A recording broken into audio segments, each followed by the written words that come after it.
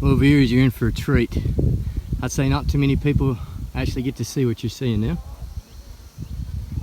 due to the fact that I'm standing at a location called Briggs Outpost, which is very instrumental in the October battle.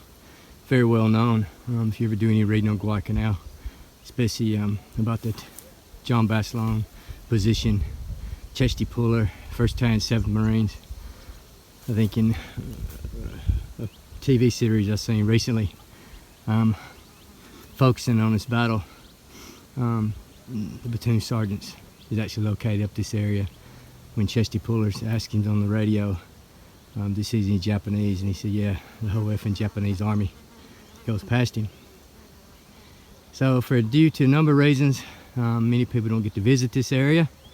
And I know some guys that's been here 20, 25 times on tours and leading tours, and they've never been up here. So this is a bit of a special time to have a look, and I'll try to explain it in detail.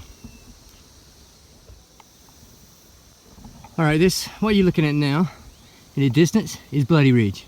That's hill number 1 of Bloody Ridge. So that's looking north. And if you can look over it, see if I can focus in. I don't know if you're able to see. Just in the far distance is Savo Island. So that's actually a pretty cool shot. You got the Bloody Ridge with Savo behind it. So I'll focus back on Bloody Ridge. So we'll follow it around.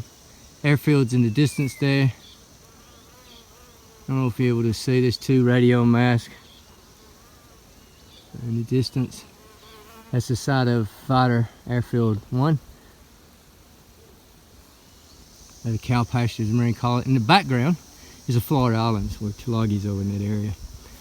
So we still keep going around, heading toward the east, northeast. Look at thick jungle, and that's the side of Coffin Corner. And as I said earlier, if you take those coconut trees out and put in flat grass, that's what you've been able to look at. So Marines had a combat outpost on this location here, and they could look straight down, apparently 2,000 yards straight in the flat area.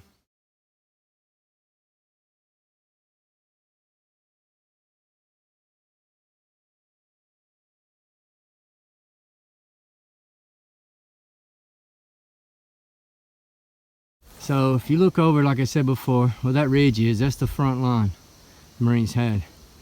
Then it basically went from, I'll go back over, the Lunga River's at the base of that hill, far distance, which is Bloody Ridge. So the Lunga River went straight there, followed that ridge line, and basically went straight into the thick jungle from the Lunga River to Coffin Corner, which is roughly that way. It went for about 2,600 yards from the Lunga to Coffin Corner, then in an L shape, and then it went due north following Alligator Creek in that direction.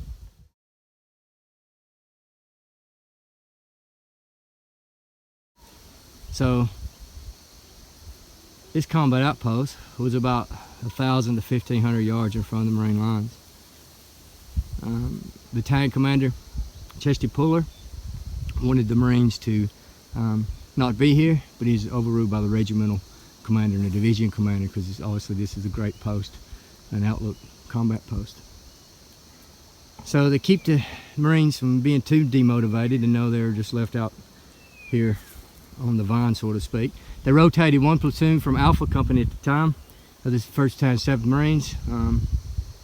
Alpha occupied that area directly in front of us, about 800, 900 yards away.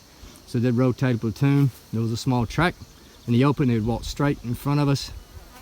Either they'd walk up this ridge line, or they'd walk straight up, because there's a bit of a valley here. And when they burn this area off, roughly in the now sheltered area, there's a few bunker holes, I'd say, where the platoon CP was, and maybe a mortar position. And on the front slope, it was some bunkers that the Marines occupied.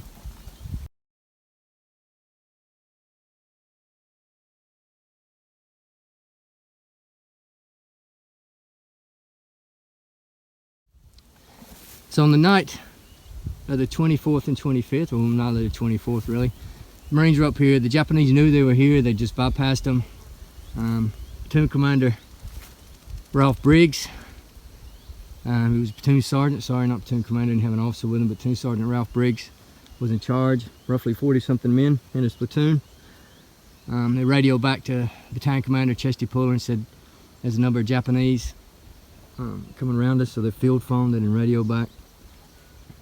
And Puller told them basically, look, I'll give you 10 minutes, evacuate, head due east, that direction, and re-enter our lines.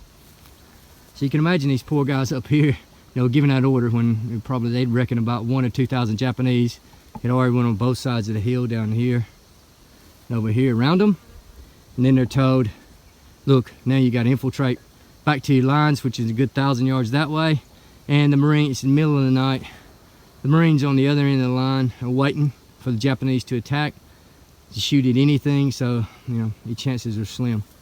So, Briggs, being a good Marine, followed orders. They evacuated in that direction. I've read a number of reports from the first-hand accounts from guys in his platoon. So, against all odds of Briggs, he had 40-something plus in his platoon. The last man actually returned out of the lines 2 weeks later. He had 3 MIA, which was never found, unfortunately. 3 killed in action and 10 wounded in action. I hope you have enjoyed this short episode on a small but very important part of the Guadalcanal campaign.